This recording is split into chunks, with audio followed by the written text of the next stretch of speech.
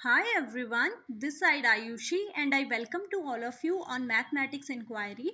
So आज की इस वीडियो में मैं लेकर के आई हूँ एक क्वेश्चन है जो कि बीएससी थर्ड ईयर वाले स्टूडेंट के लिए है। इस पेपर में एक क्वेश्चन पूछा जाएगा आपसे। उस पेपर का नाम है न्यूमेरिकल एनालिसिस थर्ड पेपर, जो कि रुहेलखंड यूनिवर्सिटी में थर्ड पेपर के नाम से जाना जाता है। और अगर आप किसी अदर यूनिवर्सिटी से हैं तो आप मैनेज कर लीजिएगा। जो भी यहाँ पे आज मैंने क्वेश्चन लिया है, जो आई थिंक सबसे ज़्यादा बार रिपीट होने वाला क्वेश्चन है न्यूमेरिकल एनालिसिस के पेपर में। आपको ये दिखा देती हूँ कि ये जो क्वेश्चन है ये किस किस ईयर में आपसे पूछा गया है।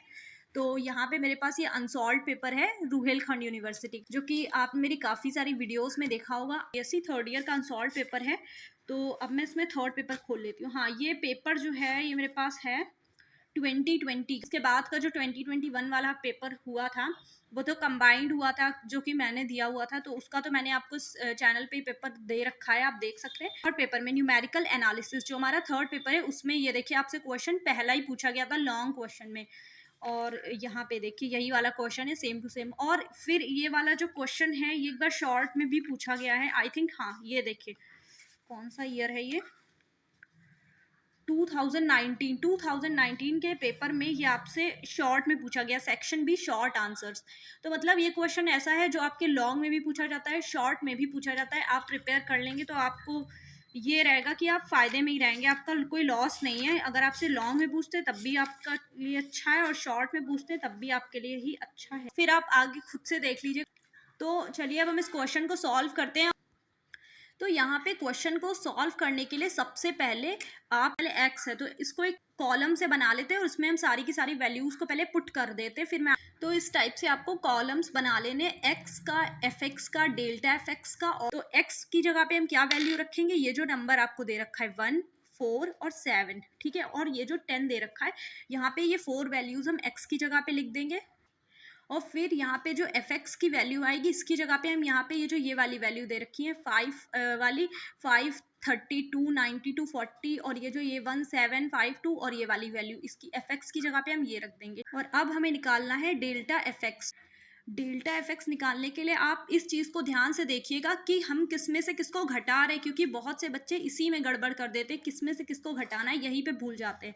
तो आपको क्या करना है, दूसरी वाली वैल्यू में से पहली वाली वैल्यू को घटाना है, इस वाली वैल्यू से इसको घटाना है। अब ये बड़ा है ये छोटा है, तो साइन निगेटिव हो जाएगा। जब इस 32 वाले में से इसको घटाएंगे 50 वाले को, तो यहाँ पे क्या आ जाएगा, माइनस का आएगा। और फिर इसी टाइप से क्या करेंगे, इस वाली वैल्यू से इसको घटा लेंगे तो ये निगेटिव हो जाएगी, और इस वाली वैल्यू से इसको घटा देंगे। मतलब क्वांटिटी 2 में से आपको 1 घटानी है, ऐसे इसमें से इसको घटा देना, ऐसे एरो बना लीजिए, ठीक है। इसमें से इसको घटाना, इसमें से इसको, और इसमें से इसको, इस वाली वैल्यू से इसको घटा देना। अब देखिए ये वाला जो यहाँ पे निगेटिव है, जब यहाँ पे इसको घटाएंगे तो माइनस माइनस प्लस, और 17 वाली वैल्यू बड़ी है तो वो प्लस हो जाएगी।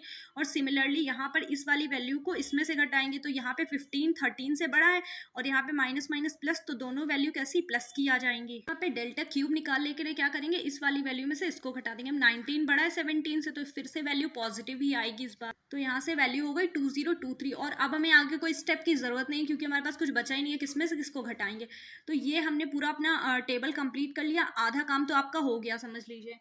अब आपको क्या करना है, यहाँ पे हमें लिखना पड़ेगा यहाँ पे एक चीज की हमें फाइंड क्या करना था। तो यहाँ पे ऐसे लिख देते हैं, वी शैल, हमें निकालना था F2। बताते हैं F2 कैसे, मतलब हमें निकालना तो U1 था, क्योंकि U1 डायरेक्ट तो निकल नहीं सकता, तो हम F2 निकाल लेंगे। और इसलिए हम F2 निकालेंगे क्योंकि हमें 1 to 10 की तो वैल्यू पता है, ठीक है। तो हम 2 to 10 निकाल लेंगे। कहने का मतलब ये है कि अगर आपको U1 निकालना है तो मैं आपको यहाँ पे एक चीज समझाती हूँ। U1 निकालने के लिए आपको देखिए, अगर आप समेशन, ये x बराबर वैल्यू है, ठीक है, x बराबर 1 to 10, और यहाँ पे लिखा हुआ UX में से अगर आप समेशन 2 to 10 UX, मतलब 1 to 10 में से 2 to 2x की वैल्यू को घटा देंगे तो आपको U1 की वैल्यू मिल जाएगी। सिंपली एक तो एक बहुत ही जनरल चीज़ है कि 1 से 10 में से हम 2 से 10 तक को घटा रहे हैं। जैसे आप 1 से लेकर 10 तक गिनतियाँ लिखिए, फिर दूसरी तरफ 2 से 10 तक गिनतियाँ लिखिए, ठीक है। और 1 से 10 में से 2 से 10 तक को घटा दीजिए, तो 2 से 10 और 2 से 10 कैंसिल,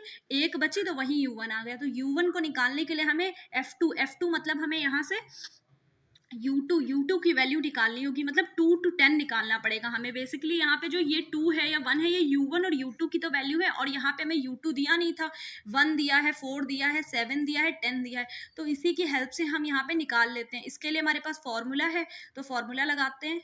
तो यहाँ पे हम न्यूटन्स का फॉर्मूला यूज़ करेंगे F2 निकालने के लिए, F1 plus x into delta F1 plus X2 और C2 डेल्टा 2 F1। देखिए एक चीज़ यहाँ पे क्लियर है कि आपको delta square F1 delta square F2 यानी कि यहाँ, तो यहाँ से आपको डेल्टा F1 डेल्टा F2 और डेल्टा F3 की तो वैल्यू पता है पक्का से, लेकिन आपको यहाँ पे एक टर्म नहीं पता है x, तो x आपको निकालना पड़ेगा। x निकालने का फॉर्मूला होता है a plus x h is equals to, यहाँ पे होता है 2, क्योंकि जो वैल्यू में निकालनी है वो हम यहाँ पे रखते हैं।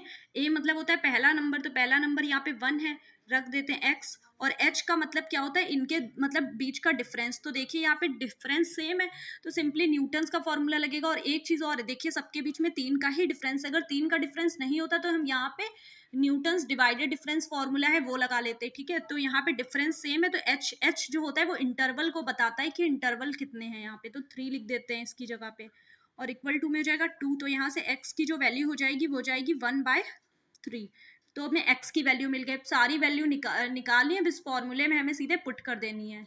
अब सबसे पहले हमें रखनी है F1 की वैल्यू। तो ये देखिए कि वैल्यू हमें कैसे रखनी है, F1 यहाँ से 1 यहाँ पे है, और इसके सामने वाली वैल्यू F1 की वैल्यू हो जाएगी। तो F1 की वैल्यू कितनी हो जाएगी, 5,0,0,4,2,6 हो गई। और फिर हमें रखनी है x की वैल्यू, तो रख दीजिए x की वैल्यू है 1/3, और फिर मल्टीप्लाई लगा दी, तो डेल F1 की वैल्यू यानी कि डेल Fx यहाँ पे हो गया, और 1 यानी कि पहली वाली रो में हमें जाना है यहाँ पे। तो डेल F1 की वैल्यू हो जाएगी -17 वाली वैल्यू यहाँ पे हम रख लेते हैं, तो -17 1186, ठीक है, ये हो गई। अब प्लस लगा लेते हैं, फिर यहाँ पे x की वैल्यू रखनी है जो कि है यहाँ पे 1/3, और del square F1, del square में चलते हैं और F1 वाली लाइन में जाएंगे, तो यहाँ पे हमें डेल स्क्वायर F1 की वैल्यू मिल जाएगी। जो और एक चीज़ और, यहाँ पे ये जो C2 है इसको भी हमें लिखना पड़ेगा, जैसे कि होता नहीं x माइनस 1/2 से, इसको आप यहाँ पे लिखिएगा C2 की जगह। तो x यानी कि 1/3 और x -1 यानी कि 1/3 -1 और अपॉन में फैक्टोरियल 2, और यहाँ पे अब x की वैल्यू रखते हैं फिर से, तो यहाँ पे लिखते हैं 1/3 और मल्टीप्लीकेशन C3 का क्या मतलब होता है, x -1 x -2 और अपॉन में फैक्टोरियल 3। तो इसकी वैल्यू रख लेते हैं, x की जगह 1/3 और x -1 1/3 -1 और x -2 1/3 -2, और अपॉन में यहाँ पे होता है पूरे के नीचे सॉरी फैक्टोरियल 3, जब उसको ओपन करते हैं तो हो जाता है तो हो जाता है 6, और डेल क्यूब F1। अब डेल क्यूब की वैल्यू यहाँ पे होगी, F1 वाली लाइन में जाएंगे तो यहाँ पे हमें पहली वैल्यू यानी कि 2023, तो ये जो 2023 वाली वैल्यू है ये हो जाती है यहाँ पे। अब इसको पूरे को आप कैलकुलेट कर लीजिए, सॉल्व कर लीजिए, तो हमें जो F2 की वैल्यू मिलती है। अब निकालना क्या था हमें, U1, तो U1 के लिए हमें 1 to 10 में से 2 to 10 वाली वैल्यू को घटा देना है। तो आप इसे इक्वेशन नंबर 1 लिख सकते हैं कि putting all values in equation 1। तो अब हम यहाँ पे लिख देते हैं फ्रॉम इक्वेशन नंबर 1, तो U1 इक्वल्स टू, अब हमें यहाँ पे वैल्यू किसकी लिखनी है, 1 to 10 UX। तो 1 to 10 UX की वैल्यू यहाँ पे गिवन थी, 1 to 10 UX 500,426, तो वो वैल्यू अब हम यहाँ पे लिख देते हैं। और इसमें से हमें कौन सी वैल्यू माइनस करनी है, 2 to 10 UX, यानी 2 से 10 तक हमें जाना है UX वाली वैल्यू, तो वो अभी हमने निकाली है F2 की वैल्यू, ठीक है। तो इस वाली वैल्यू को हम यहाँ पे सब्ट्रैक्ट करेंगे। ये हो गया आपका फाइनल आंसर, और इसकी जो पिक्चर है वो आपको टेलीग्राम चैनल में मिल जाएगी, जो कि मैं इसी वीडियो के कमेंट बॉक्स में टेलीग्राम चैनल की जो लिंक होती है वो मैं आपको यहाँ पे दे दूंगी। Thank you so much, till then take care.